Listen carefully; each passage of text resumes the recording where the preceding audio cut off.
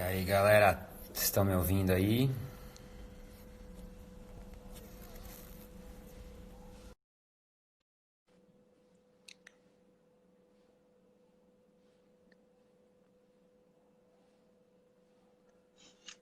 Oi, doutor Sérgio, E aí, Miriam, tudo bem?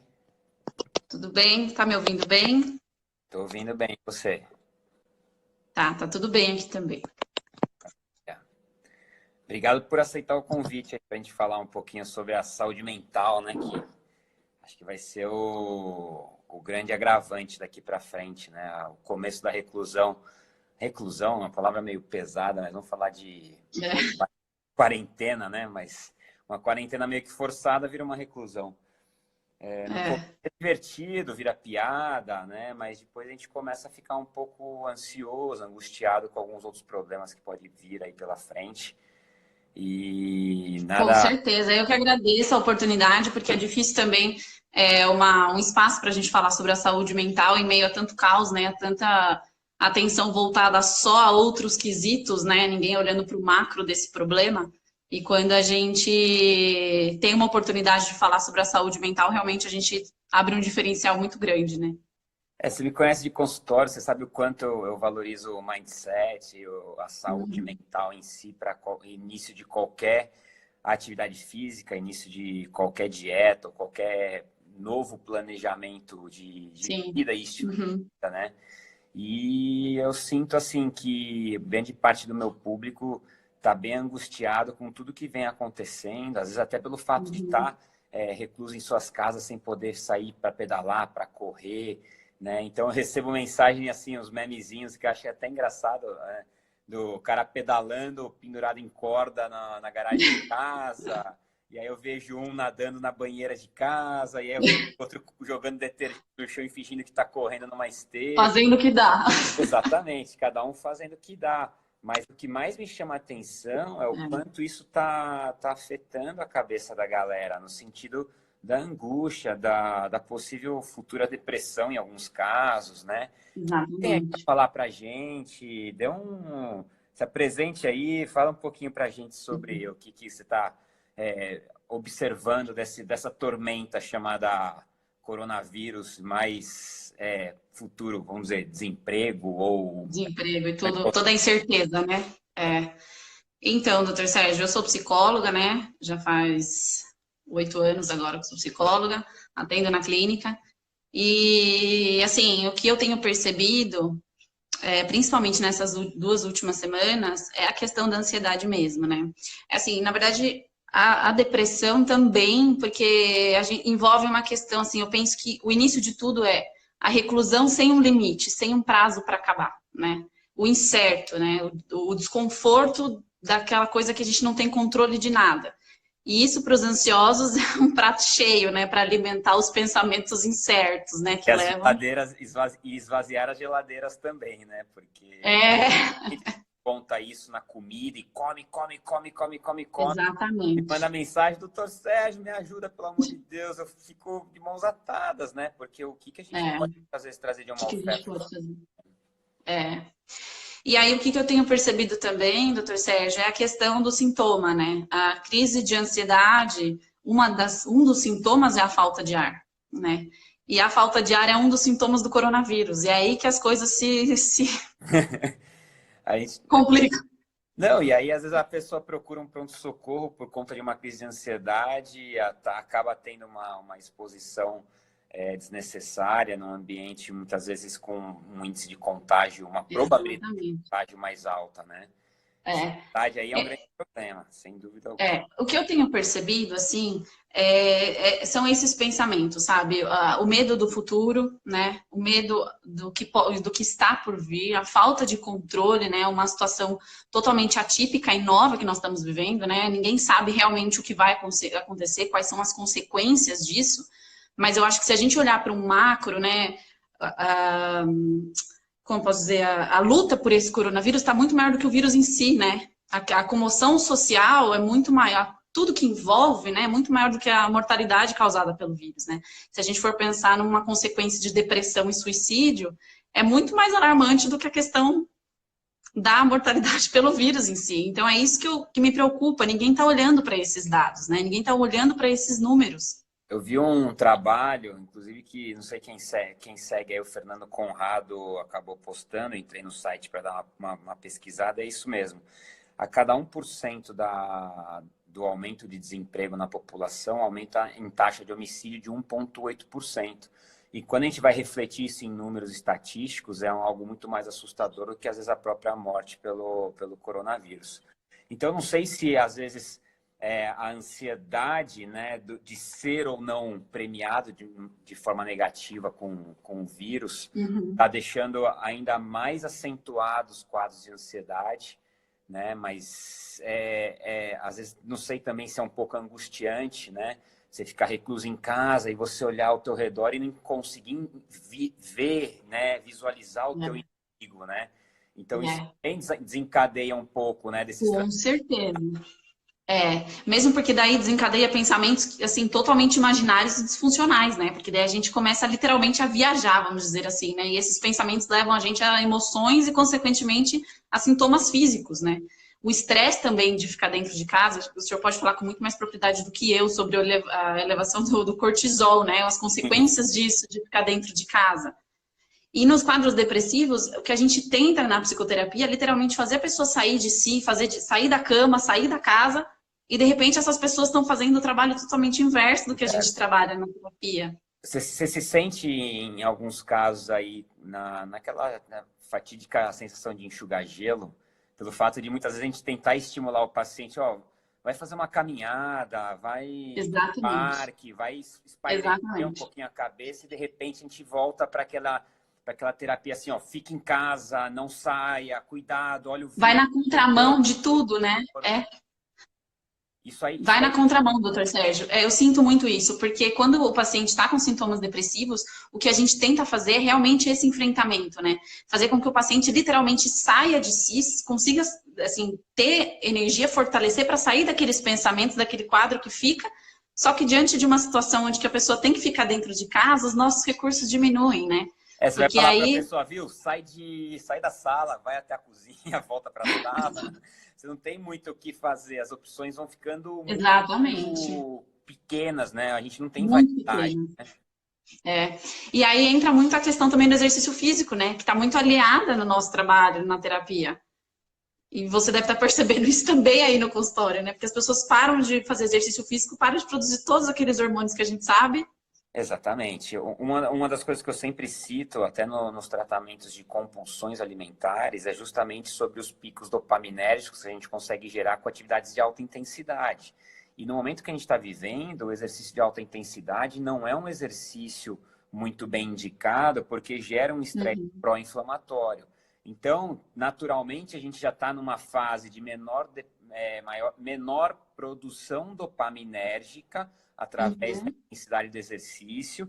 Isso já traz um certo grauzinho de depressão. Quando a gente soma o fato de estar recluso em casa, não ter um ambiente externo para arejar a cabeça. Algumas pessoas aqui no interior acabam tendo um pouco mais de facilidade, outras não tanto. Quem está num apartamento dentro de São Paulo, no olho do furacão, está aterrorizado, olha para o elevador, vê os botõezinhos do elevador e fala, meu inimigo está ali, ó, não vou apertar. Exatamente. Tem que ter a cautela, tem que ter aquela reclusão do grupo de risco e tudo mais, mas você imagina o brainstorm na cabeça dessa pessoa, os neurotransmissores, assim, estavam acostumados com aquela enxurrada, com aquela dose cavalar de dopamina nos treinos e tudo mais, de repente, né, acaba tudo. Então, isso naturalmente vai trazer um quadro, não vou dizer depressivo, mas vou dizer um quadro de menor felicidade, né? Exatamente. Então, já tem um limite. E que pode ser início, né, doutor Sérgio? Pode ser início de um quadro maior. Exato. Então, às vezes, quem está ali num limiar, né, de uma depressão e consegue se sustentar, muitas vezes pela atividade física, passa a ter o quê? Uma chance de partir até para alguma medicação, né? Então, assusta um pouco até quando, né? Essa sensação que você falou é muito ruim, né? Tipo, bom, vou ficar em casa. Hoje eu tive que comprar folha sulfite. Olha só, eu estou em casa desde terça-feira passada. Eu saio para ir para o hospital e volto, né? Uhum. Mas eu precisava fazer pedido de exame de sangue porque eu tenho uma paciente em São Paulo que está com tosse e tudo mais. Eu falei, não, preciso fazer um pedido de exame de sangue para essa paciente, uma tomografia de tórax e Uhum. tal. Eu não tinha folha sulfite. Aí saio, pego o carro. A sensação Pego. de eu estar dirigindo no centro da cidade, primeiro que está tudo fechado. Segundo, que você não acha uma papelaria. E terceiro, que você se sente um bandido fugindo da polícia. Fala assim, ah, Culpado. vai me ver aqui e tal. Culpado. Né? Você fica Exatamente. meio culpado, né? Então, É. é uma fase que a gente está passando que, assim, você vai ter trabalho, hein? Vai ter muito trabalho pela frente aqui, né? A gente não sabe ainda as consequências disso, mas se a gente pensar que a depressão, pela OMS, é uma das doenças que tornam mais o ser humano mais incapaz no mundo, né, nível mundo, a gente pode pensar numa catástrofe mesmo, né? A gente pode pensar numa coisa muito grande a nível saúde mental, né? Então, a gente realmente, eu acho que a gente precisa olhar no macro, né? Eu tenho acompanhado as suas últimas postagens, eu acho que é uma lucidez, assim, muito grande a gente olhar para tudo isso de uma forma muito racional, né? Sem tomar por base as emoções e o pânico, né, social, porque É essa histeria social é muito grande, né? o pânico, isso que você falou é bem legal, porque é bem legal, né? É bem interessante. E você está falando que justamente o pânico, muitas vezes, que faz parte de uma fração de possibilidade mínima, domina a parte otimista do cérebro, que tem uma fração ali altíssima, né? Então, o que eu estou tentando dia a dia colocar ali nos stories, né? Nas mensagens e tudo mais, é assim, pessoal, vamos pensar positivo. Você quer pensar Uhum. positivo comigo? Vamos marcar uma live, vamos trocar uma ideia, vamos pensar positivo. A gente tem 99% de chance de dar tudo certo e a galera está fixada no 1% errado, 1% errado, 1% errado. Calma, vamos ter um pezinho no chão e vamos fazer o seguinte, né? Vamos aparamentar, vamos dar recurso para a saúde. Então, hoje o que eu vejo, a população aderiu a uma coisa mais importante, no meu ponto de vista, mais importante do que a quarentena é abrir espaço no hospital com coisas bobas para poder atender os quadros Uhum. graves. Então, isso está sendo muito legal, porque você está vendo que a consciência da população é Uhum. bem positiva para isso. Pera lá, mas se é positiva para isso, às vezes a pessoa que torceu o pé sabe que às vezes não precisa de fazer muita coisa, a não ser um pouquinho de gelo, né? Ela deixou de ir para o hospital para fazer um raio-x que é redundante, para sair de lá com uma faixa em volta do tornozelo e falar, meu amigo, você vai Uhum. fazer uma bolsinha de gelo 3 vezes por dia.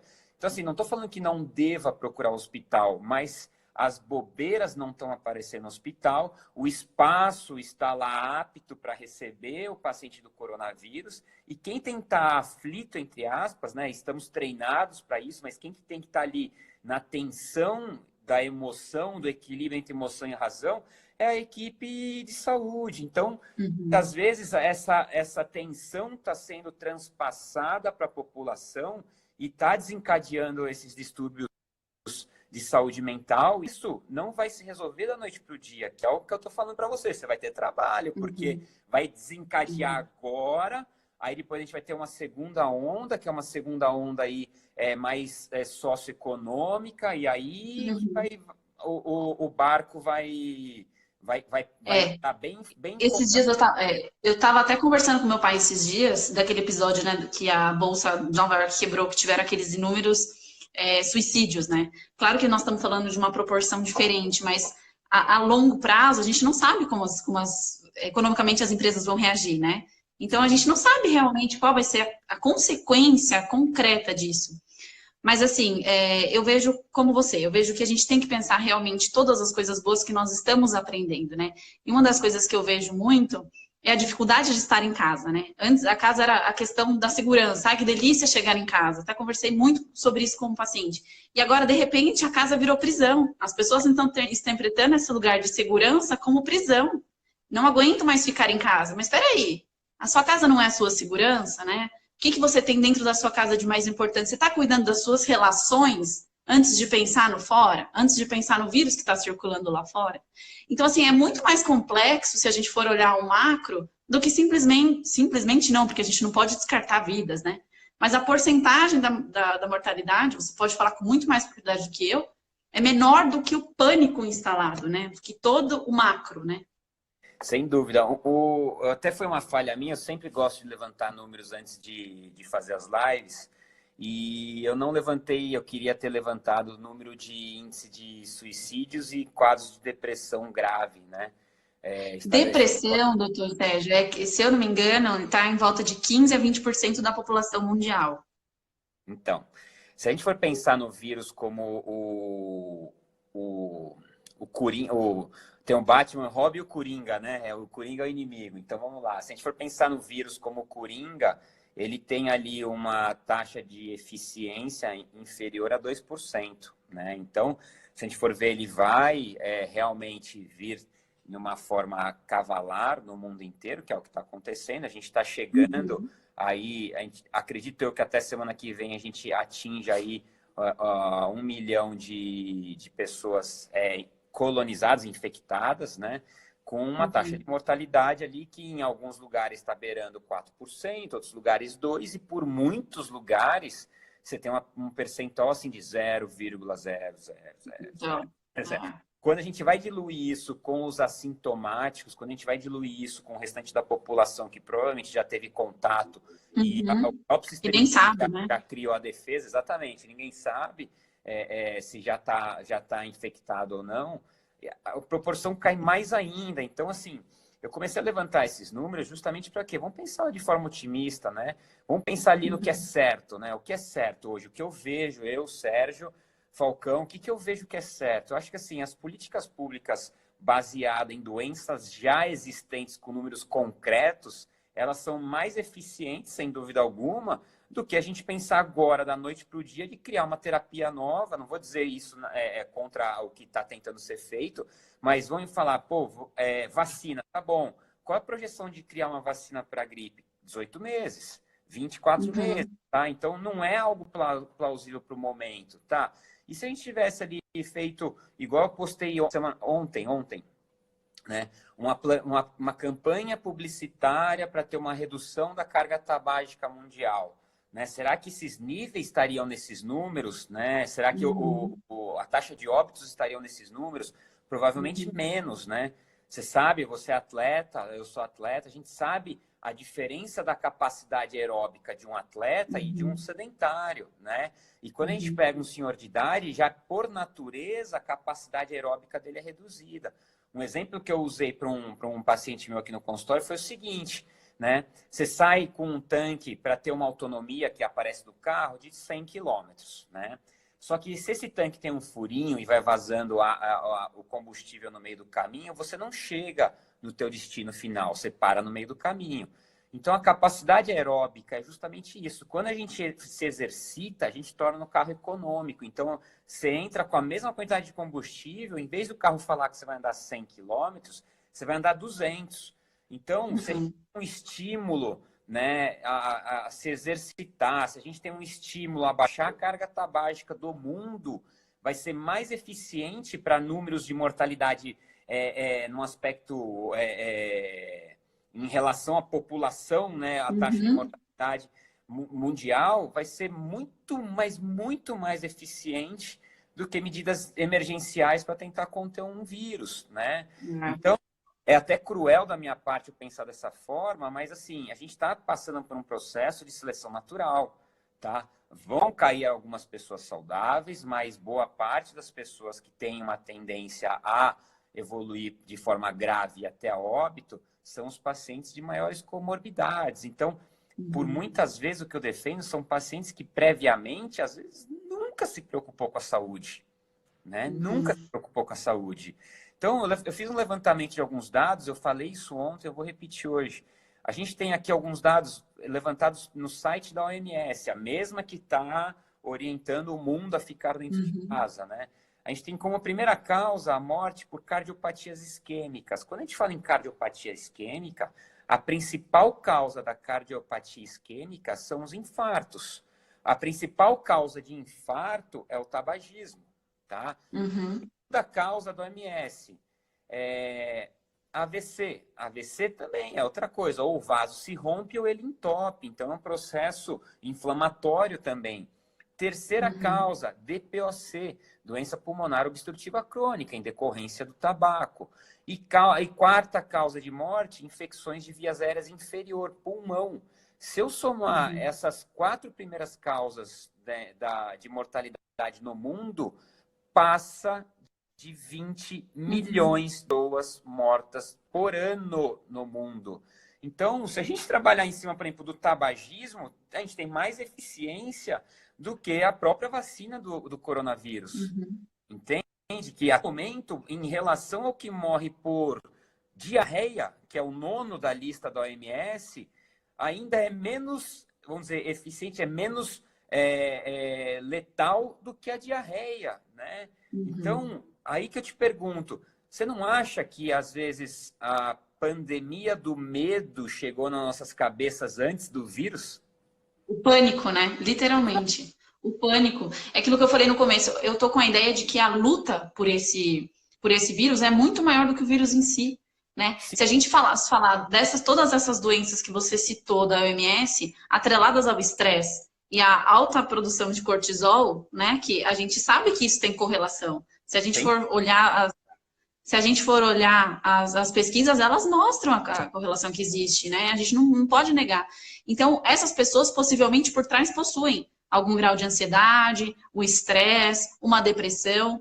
Então, se a gente for jogar isso no todo, se a gente for olhar isso no todo, mostra como a saúde mundial está, né? Porque para todo mundo ter causado esse pânico diante de um vírus que ninguém está conseguindo, aliás, poucos estão conseguindo olhar, né, com clareza, com racionalidade, né, tentando olhar números, avaliar as coisas, é porque demonstra que realmente estamos numa sociedade emocionalmente doente, né, doutor Sérgio? Exato. Você acompanhou os meus stories, então você viu que eu venho publicando desde semana passada sobre as pirâmides etárias dos países europeus, né? Então, um número muito alarmante para mim é que na Itália, para cada 10 idosos de 80 anos, tem uma criança de 2 anos de idade, né? Então, isso vai já trazer por natureza, dentro de um aspecto do vírus, que é aumentar a taxa de mortalidade nos idosos, vai trazer por natureza uma taxa de mortalidade mais alta nesse país. E a gente está usando um dado estatístico. Então, lá, a taxa de mortalidade bateu 5% na Itália. Você fala, nossa, ferrou. Se a gente pegar aí de uma forma chucra, que é o que eu estou vendo a maioria das pessoas fazerem, inclusive o Marcos Mignon, me desculpe quem gosta dele, mas eu achei o alarmismo dele, assim, um apelativo sem fundamento, mas enfim, dele gravar um vídeo e falar que vão ser mais de 10 milhões de brasileiros mortos. Mas espera lá, qualifica esses brasileiros, coloca na pirâmide etária, vê que lá na Itália, 80 anos de idade é 2% da população. No Brasil é 0,2% da população. A gente tem 10 vezes menos idosos, a gente tem 10 vezes menor a densidade demográfica no país, a gente tem vamos dizer, os epicentros, a gente tem as grandes densidades demográficas bem localizadas em capitais. Então, assim, ela pode ter uma política ali um pouquinho mais maleável em alguns aspectos, né? A doença em si pode não ser tão agressiva quanto é na Europa. Então, é um alarmismo falar vai morrer 10 milhões de brasileiros. Espera lá, gente, vamos com calma nessa hora. Para morrer 10 milhões de brasileiros numa pandemia, a gente já teria que estar pelo menos batendo ali uns 100 mil hoje, né? E a gente não é menosprezando a mortalidade, mas será que não vale a gente olhar a curva, ver se está realmente um crescimento em progressão geométrica, a taxa de infectados está sendo muito maior do que a taxa de mortalidade. Dentro da taxa de mortalidade, você pega vários pacientes ali que têm já comorbidades associadas. Então, muitas vezes eu pergunto, para que carregar esse pânico, né? Para casa, para que carregar esse pânico para dentro da cabeça, ficar doente no aspecto mental e muitas vezes você já pegou, não sabe que pegou e está imunizado e está ali, ó, ferrou.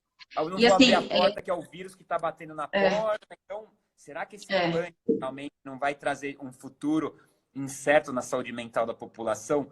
A minha resposta, com certeza, né? E assim, o que eu vejo, né, doutor Sérgio? Essa consciência e essa clareza para nós tá muito fácil, né? Agora, para as pessoas que já estão doentes ou pessoas que estão predispostas a ter uma ansiedade ou a ter uma depressão, os pensamentos não são esses, Não né? são. Realmente, as coisas ficam muito catastróficas, né? Não, todo mundo vai morrer, todo mundo vai falir, todo mundo vai quebrar, não vai ter mais comida. Vamos encher os carrinhos de comida, de papel Pra higiênico, né? Né? Então, assim, se a gente for avaliar, a gente já começa a ver a saúde mental das pessoas nesses micro momentos, né? Do pequeno mesmo. Nesse desespero que a gente vê, de fato, que a sociedade está doente como um todo. E o que eu vejo, assim, agora, né? Que eu tenho acompanhado muito Instagram de muito conteúdo, assim, né? Todo mundo, faça isso, faça aquilo, faça aquele outro, aproveite sua quarentena para fazer isso, fazer aquilo. Gente, calma, né? Aí tá gerando culpa nas pessoas que não estão conseguindo ser produtiva. Eu não estou conseguindo fazer nada. Tudo bem se eu não conseguir fazer nada, né? Porque nós Pô, estamos vivendo um período que está todo mundo incerto. exato. Não, eu fico pensando, né? Falar, não, agora vou arrumar aquela cadeira quebrada, vou consertar o quadro que tá sem a presilhinha e tal. Mas às vezes a gente está com a cabeça tão ocupada com o medo, com o transtorno, que você não consegue nem se dedicar tempo de arrumar teu armário de meia furada, entendeu? Então, Exatamente. é realmente, no meu ponto de vista, um pânico generalizado. Eu acho que ele está muito somatizado, né? A gente tem que Sim, ter, sim, a sim, real noção de que é um vírus, né? Que é uma gripe, que tem que ter as cautelas, que tem que ter o sim. idoso que tem comorbidades, né? A gente tem que manter Uhum. uma higiene que às vezes é esquecida por muito tempo, né? Da higienização Exatamente. das mãos, que não é só para essa crise, é para sempre. Né? Uhum. Vírus tá ali, pode não ser um coronavírus, mas e o H1N1? O H1N1, eu vivi o olho do furacão, eu fiz transferências de pacientes críticos, né? De um hospital para o outro, e ambulância, Uhum. sirene girando, e aquele cacete na estrada, 180 dentro de uma ambulância, você não sabe se vai chegar vivo com o paciente no hospital, né? E não teve esse alarde tão grande, não teve Uhum. esse pânico tão grande, né? E teoricamente passou. Quando a gente faz os números, né, de 2019, se eu não me engano, morreram aí, fácil, diagnosticado, mais de 1.000 pacientes com H1N1, tá? Mesmo pós-campanha Uhum. vacinal, de vacinação e tal. Então, pera lá, proporcionalmente, o que aconteceu em 2009, 2010, o que está acontecendo hoje, eu vejo que o pânico e os transtornos mentais Exatamente. chegaram num patamar tão alto, que na hora que você vai avaliar a real crise da saúde da pessoa, não condiz com a gravidade que a UTI que tá enchendo de pacientes mentais ao invés de pacientes com desconforto respiratório. Exatamente. Exatamente. Eu acho que, na verdade, foi só o que faltava, assim, sabe? Aquela gotinha d'água, porque o caos da saúde mental, assim, a gente já sabe, né, que está instalado e a sociedade está doente. Então, e foi uma coisa global, né, doutor Sérgio? Isso que é interessante, assim, a nível da gente avaliar. Foi uma coisa global, né? Uma coisa que o mundo inteiro paralisou. Então, imagina o que vai surgir de trabalhos novos dessa fase e dessa pós-fase, né? Eu acho que assim, vai ser legal. Eu acho que a ciência vai dar uma certa reviravolta, uma atualizada. Eu acho que as Sim, pessoas vão ter que, para sair desse estresse, e o nível que chegou desse estresse, vão ter que ir olhar de novo, né? Se reformular pessoalmente, se reformular mentalmente e se reformular fisicamente, exatamente. encontrar novos desafios. A gente está entrando, sim, num período mais crítico na economia do que na própria saúde. Tá? Os Uhum, hospitais estão ficando preparados, a população fez a parte delas, então tá muito legal isso daí. Tenho que só agradecer. A gente chega no uhum. hospital para pegar o plantão. Antes, assim, era uma sala de espera lotada, sabe? Um sentado do lado do outro, um monte de gente impaciente, querendo tomar um remédio para dor, um remédio para isso, um remédio para aquilo. A gente vê que essa demanda reduziu muito, né? E o espaço Uhum, tá um espaço sério. Você vê os profissionais ali tensos, porque sabe que quando chegar, provavelmente é alguma bucha, entendeu? Não é aquele uhum, negócio carnaval, final de ano, uhum. só alegria, não. Então, essa tensão, ela tem que ser direcionada para os profissionais da saúde, porque eles estão ali para isso, né? Eu acho que a população não precisa ter essa atenção, deixa para os profissionais da saúde, confie no serviço, tá?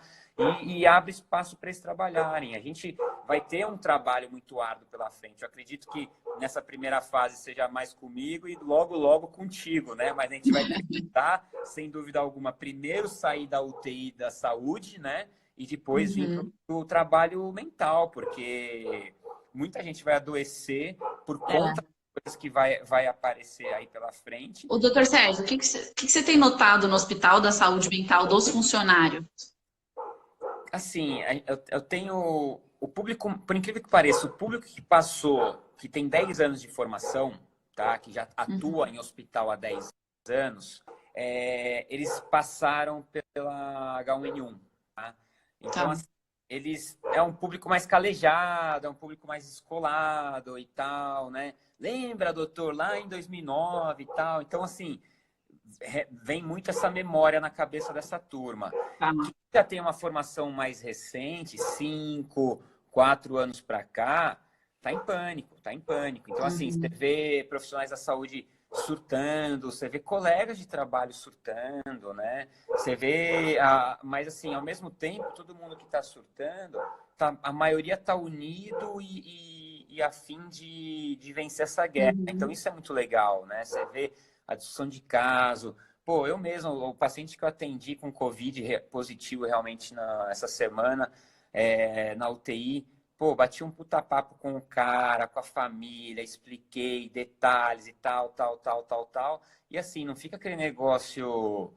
Não sei se você lembra daquela cena do ET, quando eles colocam aquele túnel de ar para entrar na casa, aí todo mundo capacitado, parece com aquelas máscaras que parece que vai da NASA, que parece que vai para o espaço. E no imaginário das pessoas tá isso, né, doutor Sérgio? É até legal você contar, porque no nosso imaginário do lado de cá, é isso que a gente cria, né? Exatamente. Só que não é assim, né? Você vê, chega um paciente lá, você olha para o paciente e fala, tipo, esse cara poderia estar sentado na sala de casa trocando ideia comigo numa boa, entendeu?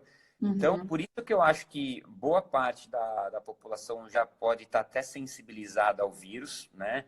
Então, a gente não tem como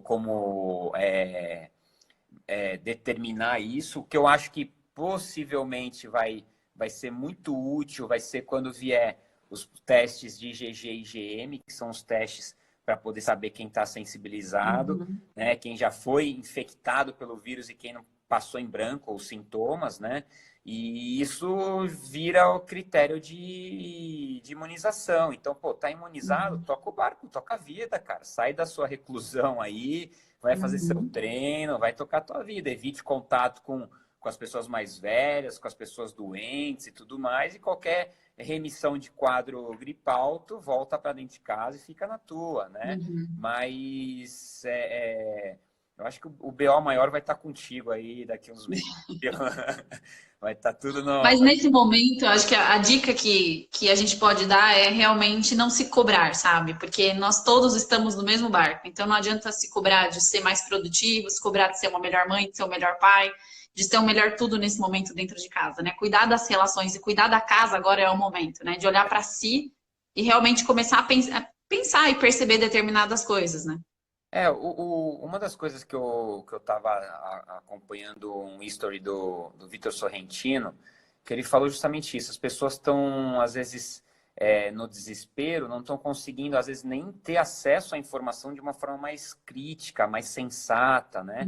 E é uma das coisas que eu estou tentando simplificar para quem me segue aqui, de, pô, fazer um print de uma notícia, entender o que é um alarmismo, entender o que é um número real, né? Às vezes, a pessoa está desesperada, numa ansiedade, igual uma chaminé fumando Exatamente. um carro por dia, e ai, ferrou, pera lá, o que ela está fazendo naquele momento é mais grave do que o próprio vírus, né? Ali o futuro é certo que ele vai encaixar em alguma dessas 4 principais doenças do OMS, né? Agora, o vírus pode ser que sim, pode ser que não. Só que esse pode ser que sim é 1%, e o pode ser que não é 98%, 99%, né? Então, junta a ansiedade, junta com um escape. Se não cuidar da saúde mental nesse momento, não consegue ter essa clareza, né? Por isso que é tão importante nesse momento cuidar da saúde mental, né? Deu uma travadinha aqui, voltou? Tá voltando, tá. Agora voltou. Ficou mudo? Desculpa. A Imagina. conexão tá super carregada, né? Não necessariamente a nossa, mas a internet em si está super carregada, então de vez em quando Sim, essa oscila, né? é. O, o... Mas é isso, a gente está aí vivendo então essa fase aí que, sem dúvida alguma, teremos muito trabalho pela frente, né? Sim, E é.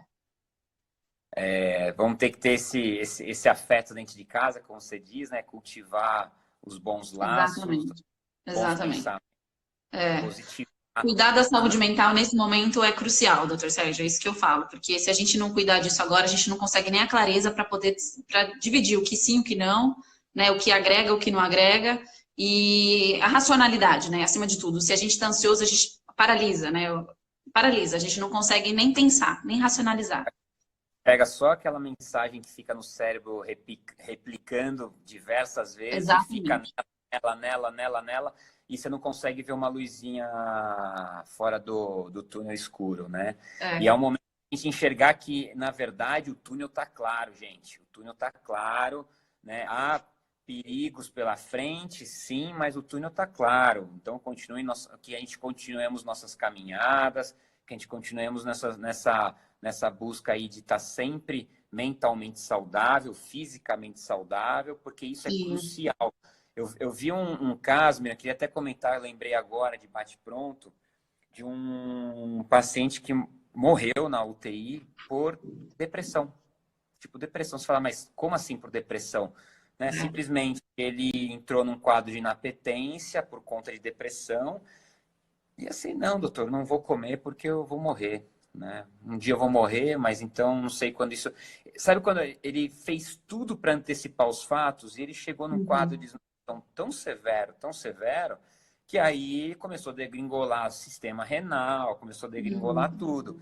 Então, assim, é uma doença grave. A gente acha que não, Com mas é uma doença certeza, grave. com Tem que ter certeza. total atenção, tem que ter acompanhamento, né? Então a gente não pode ficar subestimando essas doenças que já As são doenças existentes mentais. e Exatamente. superestimando aquilo que está por vir e que provavelmente é menos eficiente do que a própria doença de base, que pode ser um quadro depressivo, um diabetes, um tabagismo, uma pressão alta, né? Então vamos ficar Exatamente. atentos ao que está no nosso alcance, né? Acho que Uhum. essa seria a maior mensagem que eu poderia passar hoje, né? Previnam aquilo que é possível prevenir, né? Exatamente, aquilo que de fato está em nosso alcance, né? Porque o que está dentro de casa a gente consegue, nem sempre tudo, mas a gente consegue, né? É mais palpável, é mais concreto, é o que a gente consegue ter controle, né? O que está acontecendo fora de casa, infelizmente a gente não tem controle algum, né? Então, quando a gente consegue ter essa clareza, a gente consegue até ter uma luz nos nossos pensamentos e começar a questionar se a gente está pensando de forma catastrófica, né, absurda, ou se a gente está conseguindo racionalizar, que é o mais difícil nesse momento. Ontem eu escrevi para uma seguidora na internet que ela, pô, você não está dando valor para as mortes na Itália e tal. Eu falei, minha querida, não é que eu não estou dando valor. Na verdade, eu sempre dei valor para a vida e para a morte. Eu trabalho com Uhum. isso intimamente toda semana dentro de uma UTI, né? Só que a gente não pode desqualificar, por exemplo, o falecimento de uma criança africana de fome, tá? Exatamente. Então, a gente tem que abrir o olho para isso. Morre 260 mil pessoas na África e é tudo abaixo de 40 anos de idade, porque a expectativa de vida deles lá nem chega a 80. Não Uhum. chega. E eles morrem de diarreia, eles morrem de fome, eles morrem de doenças ridículas, tá? Que a gente aqui, com 50 centavos, compraria um remédio na farmácia. Eles não têm esse acesso. Uhum. Né? Então, não é questão de valorizar mais ou menos é Não. valorizar Sim, a vida, né? sim. Então, a gente está numa fase aí de supervalorização, porque o europeu está morrendo. É algo meio assustador você pensar que Uhum. o berço do mundo, né, que deu origem a todas Sim, as colonizações do mundo afora, está se indo, né? Você fala, caceta, onde a gente vai parar? Não, a gente não vai parar em nenhum lugar, a gente vai continuar no nosso caminho. 99,9% exatamente. da população vai estar intacta, vai estar íntegra, vai estar pronta para dar sequência à vida, né? Então, não é Com certeza. menosprezar quem foi, Sim, simplesmente supervalorizar quem ficou. E a gente tem que ter sim. saúde mental e saúde física para tocar o barco. Física, Não podemos exatamente. E adoecer. talvez isso nos traga esse aprendizado mais do que nunca, né, doutor Sérgio? Da prática do exercício físico, dos bons alimentos, da boa prática, da saúde mental, da higiene mental, né? E que isso realmente nos traga, porque isso vai nos trazer imunidade, né? E que seja um lado bom, né? O aprendizado dessa fase. Saiu hoje uma reportagem italiana, né? Na verdade, um estudo italiano, falando, por exemplo, sobre a vitamina D como um dos índices, né, de relação à taxa de mortalidade na Itália, né? Uhum. Então, se a gente for falar de vitamina D, é algo preventivo, é algo de fazer uma caminhada com um pouquinho de sol, você já está ativando tua vitamina D e ela faz Uhum. papel no sistema imunológico. Então, é aquilo, se a gente rodar, a gente vai ficar aqui 10 horas falando, a gente vai É, rodar o mundo inteiro e a gente vai cair sim, naquela ideia do preventivo, de cuidar das doenças de base, que é muito mais importante do que ficar apegando ao medo do vírus. O vírus vai passar por todos, né? É inevitável, né? uhum. Só que se a gente está bem protegido, se a gente está com o sistema imunológico muito bonzinho, alinhadinho, segura a onda, segura o reggae, Sim, segura a cabeça, pensamento positivo, ajuda quem está do teu lado, vamos fazer essa corrente do bem funcionar, né? Vamos ser com positivos. certeza. A gente vai precisar Uhum. muito disso daqui uns dias e Daqui uns meses. Eu meses, precisava muito talvez, do teu a trabalho longo aí prazo para também. ajudar. A gente tem que... É isso aí. Mas foi até bom você ter falado do sol, doutor Sérgio, porque eu repito, acho que eu devo ser até chata dos meus pacientes, porque o que eu insisto, né? Tomem sol, tomem sol, tomem sol. E dá a impressão que, ai, a psicóloga falou, não dá tanta importância assim, mas se o médico falou, vamos escutar, entendeu? É. Então foi até bom você ter falado, porque eu vi que tem paciente meu aqui na live, e escutar que tomem sol. Sol, tomem sol. O trabalho, eu vou te mandar o trabalho sobre a relação da vitamina D. É assim, são números, né? Como tudo que está aparecendo Claro. do corona para cá, são trabalhos com amostragens pequenas, são trabalhos Uhum. assim que ainda requerem revisões e tudo mais, mas são trabalhos já mostrando algum rabichinho ali que realmente Claro. a gente fala tem razão, né? Que faz um pouquinho de diferença. Então, Uhum. a saúde é uma construção de pequenos tijolinhos, né? A gente não pode pensar que só o sol vai resolver. Tem que ter alimentação saudável, Claro. a rotina de atividade física, a meditação, o equilíbrio mental. Então, tudo isso Exatamente. constrói uma grande parede imunológica para a gente não ficar exposto ao vírus, né? Então, E vamos é isso. fazendo a Tome nossa sol. parte, né? Né, doutor Oi? Sérgio? Vamos fazendo a nossa parte aqui, né? A gente fazendo a nossa saúde, a gente espalhando esse sentimento, né, de que realmente é uma luta, um pânico, né, que foi instalado socialmente, mas que calma, né? A gente precisa olhar para o macro, né? A gente precisa olhar para o todo. Sim. Analisar números, eu estou falando isso todo dia. Analisem números, pessoal. Não fiquem na ignorância de aceitar tudo aquilo que te jogam, te vomitam na tela de um site, na tela de um jornal, de uma revista, né? Seja Uhum. crítico. Será que esse número faz sentido? Porque eles vão ter Sim. sempre tentar seduzir você ou ao susto ou à felicidade. E o momento é apelativo, todo mundo quer saber do susto, todo mundo quer alardear, todo mundo quer falar, ó, você tem que ficar em casa, você vai morrer, cuidado, espera lá, gente. Vamos respirar fundo, vamos meditar, vamos Uhum. se pegar as coisas boas. 99,9% da maré e dos ventos estão a nosso favor. Vamos Uhum. seguir nessa linha, né? Então vamos embora, vamos tocar o barco aí que a vida segue. A vida segue, É é isso isso. aí, com certeza. Doutor Sérgio, obrigada. Foi Eu que muito bom. agradeço. Eu acho que as pessoas que passaram por aqui passaram e saíram daqui com um otimismo. Eu acho que essa é a nossa função também como profissionais da saúde, né? A gente trazer esse conforto, né? Mesmo que à distância, mesmo que de longe, mas a gente também aprendendo que é possível, né? Isso também é legal. Sempre se fortalecendo, né? A gente tem que estar sempre unindo nossas forças aí para a gente trabalhar a cabecinha de todos a pensar positivo.